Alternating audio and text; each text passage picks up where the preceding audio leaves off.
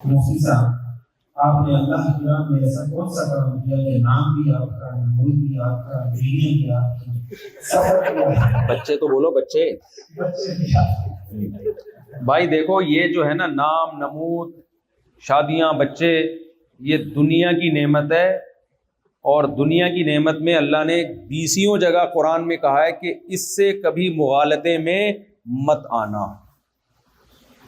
بڑے بڑے اللہ والے لوگ ہیں جنہوں سے اللہ نے دین کی بہت خدمت کی، جو گمنام ہے، نہ ان کا نام ہے، نہ ان کے پاس پیسہ ہے،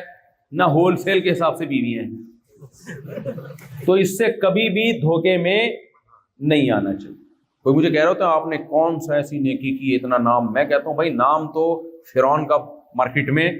اس دور میں زیادہ مشہور تھا، قارون کا بھی زیادہ، اور آج کل ہمارے ہاں جو آپ دیکھ لو ایسے ایسے نام مارکیٹ میں آپ کو ملیں گے، اتنے مشہور ہیں کہ آپ کی سوچ ہے، سمجھتے ہو؟ تو اس سے کبھی بھی دھوکے میں نہیں آنا چاہیے۔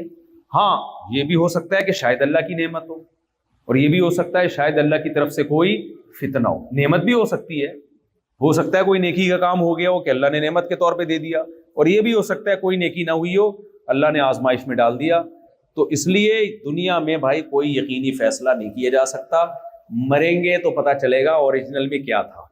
یہ سچی مچی کا تھا، یہ کیا تھی یہ۔ جب تک مرے نہیں ہیں اس وقت تک بالکل فری ہونے کی ضرورت